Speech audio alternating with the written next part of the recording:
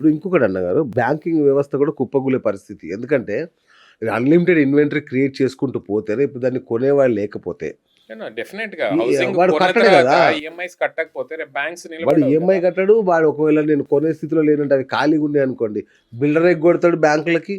అంటే మేమే చూస్తున్నామండి. యెస్. ఇంతకుముందు ఆన్ టైమ్ పే చేసే వాళ్ళు ఉండేవాళ్ళు. ఒక అవును. ఇల్లు కొంటే ఫేజ్డ్ పేమెంట్‌లో ఎవ్రీ 3 మంత్స్, 4 మంత్స్ 10% ఇన్‌స్టాల్‌మెంట్స్ టైమ్‌కి కట్టేవాళ్ళు. యెస్.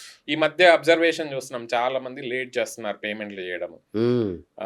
ఈఎంఐ కట్టడం కూడా లేట్ అయితుంది. దానికి మళ్ళీ వాళ్ళు ఎగ్జాక్ట్‌లీ. ఇంట్రెస్ట్‌లు పే చేస్తున్నారు. చూడండి. ఇలాంటి ఈ మధ్య చూస్తున్నాం. లాస్ట్ 1 చూడండి. ½ ఇయర్. ఎందుకు రీజన్?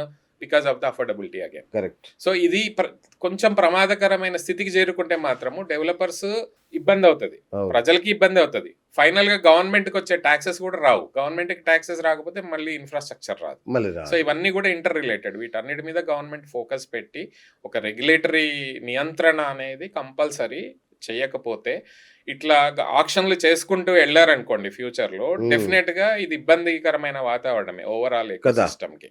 ఇప్పుడు మీరు 100 కోట్లకు అమ్మండి, 150 అమ్మండి, మీకు ఎంప్లాయ్మెంట్ జనరేట్ అవుతుంది, అదొక పద్ధతిగా చేసుకోండి. పద్ధతి.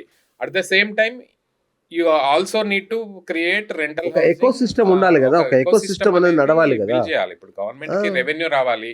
రెవెన్యూ వచ్చినప్పుడే ఇన్ఫ్రాస్ట్రక్చర్ కానీ మిగతా ఫెసిలిటీస్ కానీ వస్తాయి. పేదలకు ఇల్లులు కావాలన్నా ఇవాళ రిచ్ వాళ్ళ దగ్గర ట్యాక్సెస్ వసూలు చేస్తేనే పేదలకు ఇవ్వాల్సి వస్తుంది. సో డెఫినెట్ గా మీరు 100 కోట్లకు అమ్మొద్దని అయితే చెప్పము, కరెక్ట్, అమ్మండి. కానీ అదే కంపల్సరీ ఒక నియంత్రణ అనేది కూడా ఉండాలి. ఇవాళ అడ్డగోలుగా రేట్లు పెరుగుకుంటూ పోతే ఫైనల్ గా మళ్ళీ ప్రాబ్లం వచ్చేది ప్రజలకి, ప్రాబ్లం వచ్చేది డెవలపర్స్ కి, ప్రాబ్లం వచ్చేది బ్యాంక్స్ కి, ప్రాబ్లం వచ్చేది ప్రభుత్వానికి. ఇంకొకటి అన్నారు ఎఫ్ఎస్ఐ ఫ్లోర్ స్పేస్ ఇండెక్స్ తీసుకుంటే అన్లిమిటెడ్ ఇచ్చేస్తున్నారు. ఇది అంటే ఆల్మోస్ట్ కాంక్రీట్ జంగల్ లాగా పార్కులు కూడా కట్టేస్తారు, తవ్వేసి కట్టేస్తారు ఎక్కడ పడితే అక్కడ. చెరువుల్ని మింగేసారు, ఆల్రెడీ అన్నీ అయిపోయినాయి. రేపు చిన్న వరద వస్తే ఏమైపోవాలన్న ఈ సిటీ? ఎక్కడ అసలు మినిమం స్పేస్ కూడా లేకుండా చేస్తే సిటీ ఏమవుద్ది? ఎఫ్ఎస్ఐ దీని మీద చాలా డిబేట్ అవుతుందండి. కాకపోతే హైదరాబాద్ లో ఈ ఎఫ్ఎస్ఐ అనేది ఒక 10 కిలోమీటర్స్ వరకే రిస్ట్రిక్ట్ అయింది. అంటే మాదాపూర్ నుంచి గచ్చిబౌలి, నెక్స్ట్ కొల్లూరు, అక్కడ వరకే వర్టికల్ డెవలప్మెంట్ అనేది అవుతుంది. మిగతా సిటీ అంతా హారిజాంటల్ గానే గ్రో అయింది ఇన్ని రోజులు. ఇప్పుడిప్పుడే అక్కడక్కడ కూడా అక్కడక్కడో హై రైజెస్ వస్తున్నాయి. కానీ ఒక సిటీ వాల్యూ పెరగాలంటే ల్యాండ్ వాల్యూ పెరగాలన్నా వర్టికల్ గ్రోత్ అనేది కంపల్సరీ కావాల్సిందే. ఆ వర్టికల్ గ్రోత్ తో పాటు ఫెసిలిటీస్ కూడా వస్తున్నాయి. మంచి మంచి క్లబ్ హౌసెస్, అమ్యూనిటీస్ వాటి వస్తున్నాయి. సో ఆబ్వియస్ గా వాటికి అప్పర్ మిడిల్ క్లాస్ కానీ రిచ్ క్లాస్ కానీ వాటికి అట్రాక్ట్ అవుతారు. ఆ వర్టికల్ గ్రోత్ అనేది ఎంప్లాయ్మెంట్ జనరేషన్ కి, వెల్త్ క్రియేషన్ కూడా యూజ్ అవుతుంది. ఒక పాజిటివ్ ఆస్పెక్ట్ కూడా ఉంది. ఎఫ్ఎస్ఐ వల్ల, అన్లిమిటెడ్ ఎఫ్ఎస్ఐ వల్ల, వర్టికల్ గ్రోత్ అవ్వడం వల్ల కొన్ని పాజిటివ్ పాయింట్స్ ఉన్నాయి, నెగిటివ్ పాయింట్స్ కూడా ఉన్నాయి. పాజిటివ్ పాయింట్ ఏంటంటే ఒకటేమో ఒకే ఏరియాలో డెన్సిటీ జనాలు అక్కడ ఉండడం వల్ల, వర్క్ దగ్గరకు ఉండడం వల్ల ఎక్కువ తిరగాల్సిన అవసరం ఉండదు, కార్స్ తక్కువ యూటిలైజేషన్ అవుతుంది. అట్లాంటి కొన్ని యాడ్-ఆన్స్. ప్రకృతి విపత్తులు వస్తే ప్రాబ్లం కాకుండా చూడాల్సిన రెస్పాన్సిబిలిటీ గవర్నమెంట్. డెవలపర్స్ కాదు, డెవలపర్ కట్టే వరకే వాళ్ళ రెస్పాన్సిబిలిటీ. గవర్నమెంట్ ది మాత్రము మీరు ప్రాపర్ డ్రైనేజ్ సిస్టమ్ కానీ, ప్రాపర్ ఎలక్ట్రిసిటీ సిస్టమ్ కానీ, ఈ వాటర్ ఎక్కడికి వెళ్తుంది అవన్నీ స్టడీ చేసి దానికి తగ్గట్టు ప్లాన్ చేయడం మాత్రము లేదు కదా. మీరు ఇప్పుడు సిటీలో రోడ్లు వేయడానికే స్కోప్ లేనప్పుడు ఇంకా మిగతా అన్ని ఎక్కడవుతాయి? ఈ రోజు కూడా చూడండి, మొన్న మణికొండలో నాలలో కొట్టుకుపోయారు జనం. అవును, ఒక సాఫ్ట్వేర్ ఇంజనీర్ నాలలో. వర్షాకాలం చాలా ఎంత ఇబ్బంది పడ్డారు. ఇయర్స్ నుంచి కూడా ప్రతి వర్షాకాలాలు బాగా వచ్చినాయి. మరి ప్రతిసారి ఇబ్బంది అవుతూనే ఉంటది. దానికంటూ ఒక లాంగ్ టర్మ్ ప్రణాళిక కానీ లేదు, సాధ్యం కాదు. పోనీ కొత్త సిటీలో అన్న చేస్తున్నారంటే అది జరగట్లేదు. మరి ఎక్కడ జరుగుతున్నట్టు అదే అంటున్నా. గవర్నమెంట్ ఇది చెయ్యకపోతే గవర్నమెంట్, ప్రజలు, డెవలపర్స్ ముగ్గురు కూడా ఇబ్బంది పడే పరిస్థితి వస్తుంది రేపు ఫ్యూచర్ లో. వేరైతే మీరు అఫోర్డబుల్ క్వాలిటీ హౌసింగ్, అందుకోసం నేను క్వాలిటీ హౌసింగ్ అనేది హౌస్ ఒక్కటే మంచిగా ఉంటే కాదు. Quality housing also includes infrastructure, proper drainage system, proper water connectivity. ఇవన్నీ లేకపోతే రేపు డెఫినెట్ గా ఇబ్బంది పడే పరిస్థితి వస్తుంది.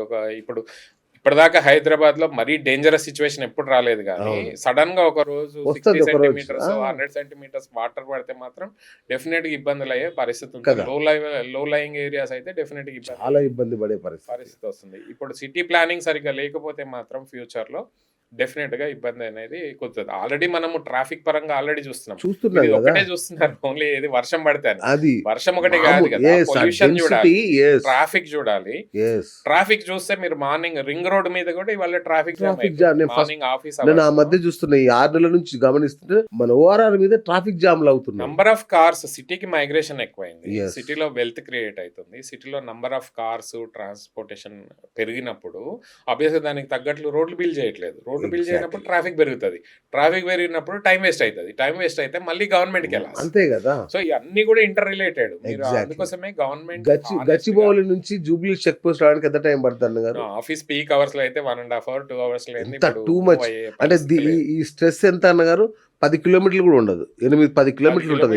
ఇప్పుడు ఇది కాదు, ఇంకా ఇప్పుడు నంబర్ ఆఫ్ అపార్ట్మెంట్స్ ఏవైతే పెరిగిన తర్వాత ఇంకా డెఫినెట్ గా ఇంకా పెరుగుతుంది. కార్లు కూడా పెరుగుతున్నాయి. ఇవాళ నార్మల్ మిడిల్ క్లాస్ పర్సన్ ఇంతకు ముందు బస్సులో వెళ్ళేవాళ్ళు, బైక్ లో వెళ్ళేవాళ్ళు. ఇప్పుడు మిడిల్ క్లాస్ ప్రతి ఒక్కరు కారు కూడా కార్ అఫోర్డ్ చేయగలుగుతున్నారు.